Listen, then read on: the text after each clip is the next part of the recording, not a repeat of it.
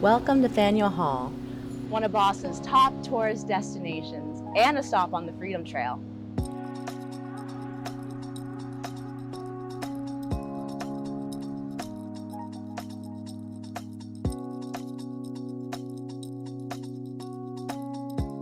There's some 20 million people that visit Faneuil Hall each year.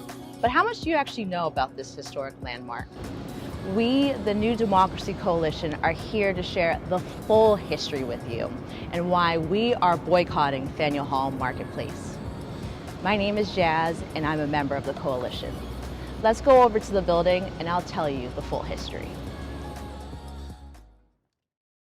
In the summer of 1740, a wealthy Boston merchant by the name of Peter Faneuil offered to pay for the construction of a centralized public marketplace.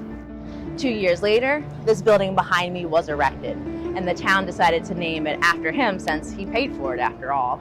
Over the past 275 plus years, there's been many heated meetings, debates, and votes, all that happened inside and outside of Faneuil Hall. During the colonial period, colonists like Sam Adams next to me met here to discuss their grievances against Britain. In the 1900s, the civil rights leader William Monroe Trotter held protests here against lynching. The women's suffrage movement even gained steam right here, inside and outside of the building.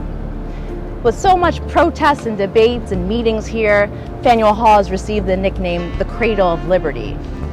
But the building was founded in infamy. It was paid with money created from the slave trade, and Africans were sold into a lifetime of slavery all along the Faneuil Hall footprint.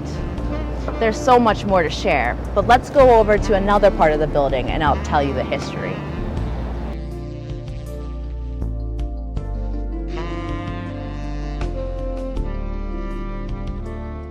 Quincy Market is part of the Faneuil Hall Marketplace. The building was erected in 1826 in order to give more space to merchants to sell their goods and for shoppers to come and go. It was named after Boston Mayor Josiah Quincy. There's so much more than meets the eye when it comes to Quincy Market and the Faneuil Hall building.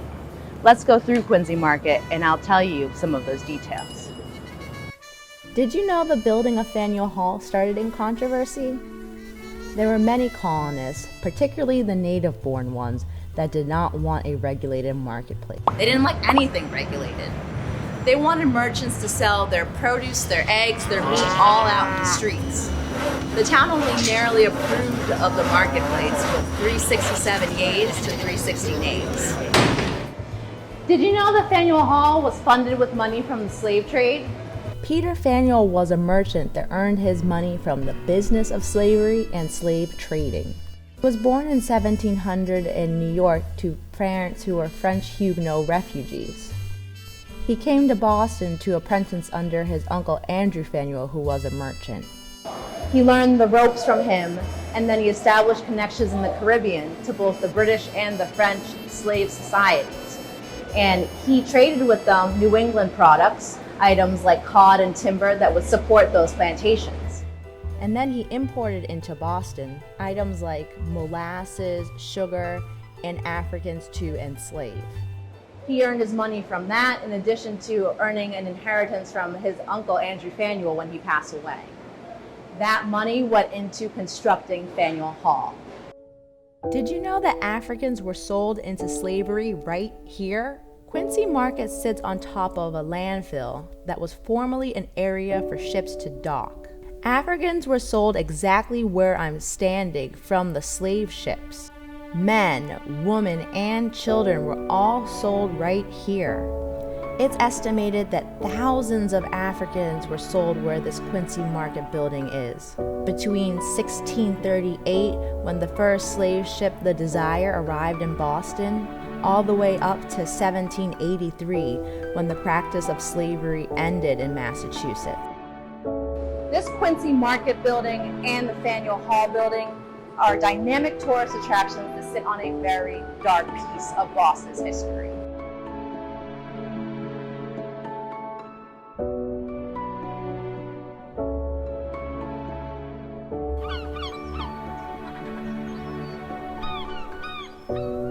From this Atlantic Ocean, our African ancestors were brought as cargo to be enslaved. They were victims of the triangle slave trade, from which Peter Faneuil earned his wealth. He was deeply connected to the plantation societies in the Caribbean, from Jamaica to Barbados to Antigua and other islands. I bet you don't think about slavery when you think about Boston, right? It's falsely believed that slavery didn't have a place up in the north. But the truth of the matter is, Boston's 18th century economy was based on the business of slavery, supplying goods to plantations. And there were Africans that were enslaved here, working in every industry. People like Peter Faneuil brought Africans here to be enslaved. Peter Faneuil, his slave ship, the Jolly Bachelor, would have docked on this shore. He would have docked here with his commodities, including Africans and other products. We know of at least one journey that ship made to West Africa that was attacked by pirates, according to the historian Jared Hardesty. We also know that Peter Faneuil requested to have a young African boy brought here to Boston to have enslaved to his home. We know this because of his correspondence back in 1738. We also know at the time of his death, there were 5 people that were enslaved to him that were worth over $120,000, according to the appraisal inventory. So should we really be honoring this man's legacy on a publicly owned building in Boston? We, the New Democracy Coalition, say no. Can you imagine people being placed on bar stools, physically examined to be sold into a life of slavery and misery? Well, that's what happened at taverns on streets like these. Africans were sold on bar stools in taverns like the Sun Tavern that was across the street from Faneuil Hall, and the Bunch of Grapes Tavern, which is where the Freemasons held their meetings regularly. Meanwhile, just a hop, skip, and a jump from here, Peter Faneuil lived a life of luxury in a mansion on Beacon Street. Why is his name honored on a public building in Boston? It should not be there.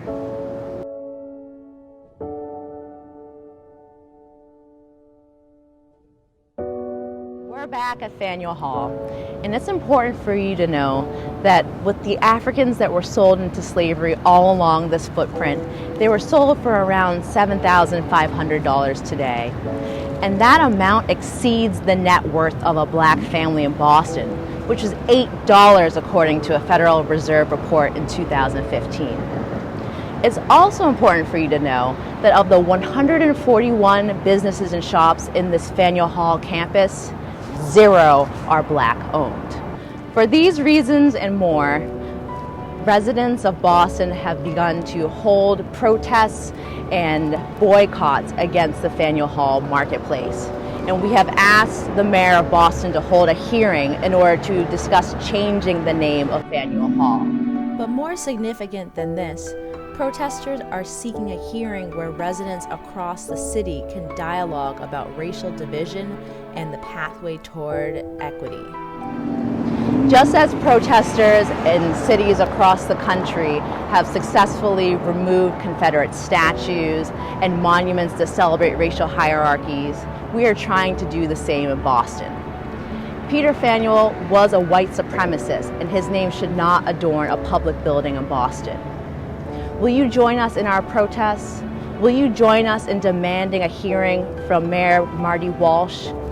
You can join us by signing the change.org petition called Change the Name of Faneuil Hall. And you can also find us online by searching Boycott Faneuil Hall.